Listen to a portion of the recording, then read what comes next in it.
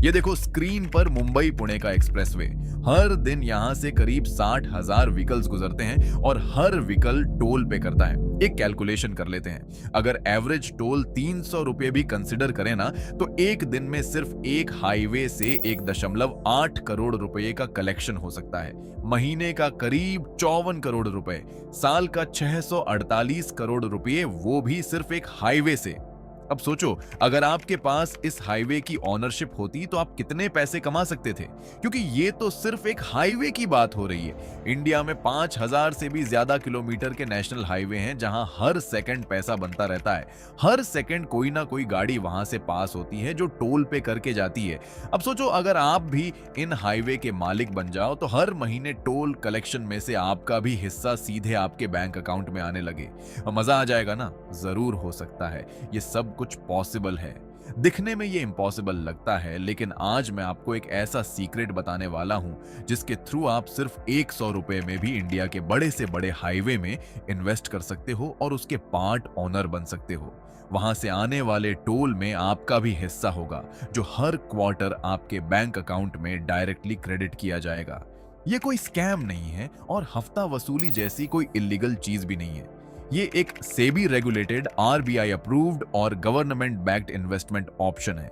India के अमीर लोग ऑलरेडी इसमें इन्वेस्ट कर रहे हैं और करोड़ों कमा भी रहे हैं, लेकिन 99% रिटेल इन्वेस्टर्स को इसके बारे में पता ही नहीं है। और जब तक आपको पता चलेगा तब तक ये अपॉर्चुनिटी हाथ से निकल चुकी होगी। तो बिना टाइम वेस्ट किए वीडियो शुरू करते हैं। आज के इस वीडियो में मैं आपको टोटल 5 चीजें बताने वाला हूं।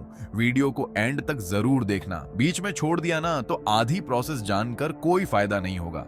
आप कैसे सिर्फ 100 रुपए से इंडिया के टॉप हाईवे में इन्वेस्ट कर सकते हो, कितनी टोल इनकम जनरेट कर सकते हो, कौन से हाईवे इंडिया में सबसे ज्यादा टोल जनरेट करते हैं, क्वार्टरली आपकी इनकम कितनी हो सकती है, इन्वेस्ट करने के स्टेप्स क्या हैं, सब कुछ स्टेप बाय स्टेप बताऊंगा। बस वीडियो को एंड तक देखना।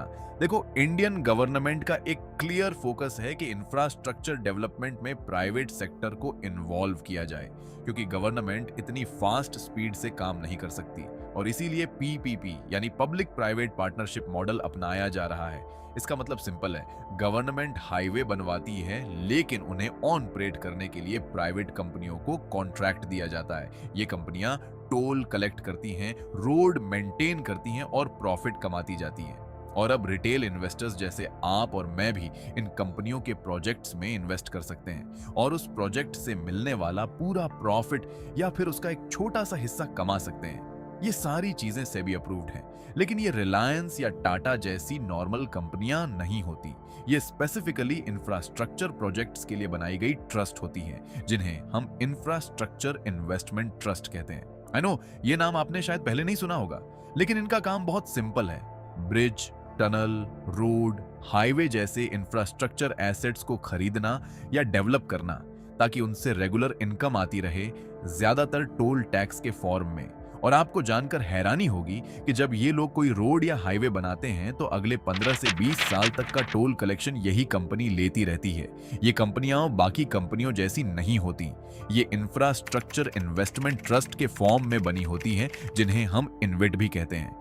सेबी ने 2014 में इन्वेट रेगुलेशंस इंट्रोड्यूस किए थे, स्पेसिफिकली इंफ्रास्ट्रक्चर सेक्टर को डेवलप करने के लिए, और आज ये सिस्टम इंडिया में काफी अच्छे से काम कर रहा है। इन्वेट्स बेसिकली एक ट्रस्ट स्ट्रक्चर होता है जिसके अंदर रियल इंफ्रास्ट्रक्चर एसेट्स होते हैं, जैसे toll roads, highway, power transmission lines, gas pipelines या रिन्यूएबल एनर्जी प्रोजेक्ट्स। ये ट्रस्ट स्टॉक एक्सचेंज पर पब्लिकली लिस्टेड होता है और रिटेल इन्वेस्टर्स इसके यूनिट्स बिल्कुल शेयर्स की तरह खरीद सकते हैं। और ये पूरा डेटा पब्लिकली अवेलेबल इंफॉर्मेशन से लिया गया है। मैंने पर्सनली भी इन इन्वेट्स में इन्वेस्ट करके देखा है। इनमें इन्वेस्ट करने के बाद हर क्वार्टर रेगुलर इनकम मिलती रहती है, क्योंकि जो पैसा इन्हें टोल कलेक्शन से मिलता है उसका 90% इन्हें अपने इन्वेस्टर्स को देना ही पड़ता है। ये द सेबी के नियमों के मुताबिक है। हर इन्वेट को अपनी नेट डिस्ट्रीब्यूटेबल कैश फ्लो का कम से कम 90% इन्वेस्टर्स को डिस्ट्रीब्यूट करना ही होता है। ये ऑप्शनल नहीं है, ये मैंडेटरी है। सेबी इन्वेट रेगुलेशन 2014 में ये क्लियर लिखा हुआ है। मतलब अगर कोई इन्वेट 100 करोड़ रुपए कमा रहा है तो उसे कम से कम 90 करोड़ रुपए इन्वेस्टर्स को देने ही पड़ेंगे। ये डिस्ट्रीब्यूशन जनरली क्वार्टरली होता है। यानी हर 3 महीने में पैसा सीधा आपके बैंक अकाउंट में ट्रांसफर किया जाता है, बिल्कुल डिविडेंड की तरह। और क्योंकि ये इन्विट्स स्टॉक एक्सचेंज पर लिस्टेड होते हैं, आप चाहो तो कभी भी अपने यूनिट्स बेच सकते हो। लिक्विडिटी यहाँ फिजिकल रियल एस्टेट से कहीं ज्यादा होती है, जहां प्रॉपर्टी बेचने में महीनों लग जाते हैं। देखो, IRB इन्विट फंड इंडिया का पहला लिस्टेड इंफ्रास्ट्रक्चर इन्वेस्टमेंट ट्रस्ट है जो 2017 में लॉन्च हुआ था। इसके स्पॉन्सर हैं IRB इंफ्रास्ट्रक्चर डेवलपर्स, जो इंडिया की leading private highway developer company है। ये कंपनी भी स्टॉक एक्सचेंज पर लिस्टेड है। Screener.in पर उपलब्ध कंसोलिडेटेड डेटा के हिसाब से IRB इन्वेट फंड के पास फिलहाल 7 ऑपरेशनल रोड एसेट्स हैं, जिनकी टोटल एसेट वैल्यू लगभग 7,250 करोड़ रुपए है। ये एसेट्स महाराष्ट्र, गुजरात, राजस्थान, कर्नाटक, तमिलनाडु और पंजाब में फैले हुए हैं। इन एसेट्स का वेटेड एवरेज लाइफ करीब 16 साल है। मतलब अगले 16 साल तक ये प्रोजेक्ट्स ऑन परेट होंगे और रेगुलर इनकम आती रहेगी। और जैसा मैंने पहले बताया था, जितनी भी इनकम आएगी उसका 90% इन्वेस्टर्स को डिस्ट्रीब्यूट किया जाएगा। अब बात करते हैं डिस्ट्रीब्यूशन की। फाइनेंशियल ईयर 2024 में IRB इन्वेट फंड ने अपने इन्वेस्टर्स को टोटल 8 रुपये प्रति यूनिट का डिस्ट्रीब्यूशन दिया। ये डिस्ट्रीब्यूशन 4 क्वार्टर में डिवाइड था, हर क्वार्टर 2 रुपये प्रति यूनिट। FY 2024 से 25 में भी यही पैटर्न कंटिन्यू रहा, फिर से 8 रुपये प्रति यूनिट का टोटल डिस्ट्रीब्यूशन दिया गया। मतलब अगर आपके पास 1000 यूनिट्स होती तो पूरे साल में 8000 रुपए मिलते, हर क्वार्टर 2000 रुपए सीधे बैंक अकाउंट में। अगर लिस्टिंग से अब तक की बात करें तो IRB इन्वेट ने 2017 से 2024 तक 50 रुपए से ज्यादा प्रति यूनिट का डिस्ट्रीब्यूशन दे दिया है। कंपनी के डेटा के मुताबिक पहले 5 सालों में करीब 29,200 मिलियन रुपए इन्वेस्टर्स को डिस्ट्रीब्यूट किए गए। NSE और BSE पर इसका करंट प्राइस लगभग 60 रुपए के आसपास चल रहा है। इस हिसाब से ये करीब 13 से 15% का एनुअल यील्ड देता है। रिलायंस, टाटा, कोल इंडिया जैसी बड़ी कंपनियां भी इतना हाई डिविडेंड यील्ड नहीं देती।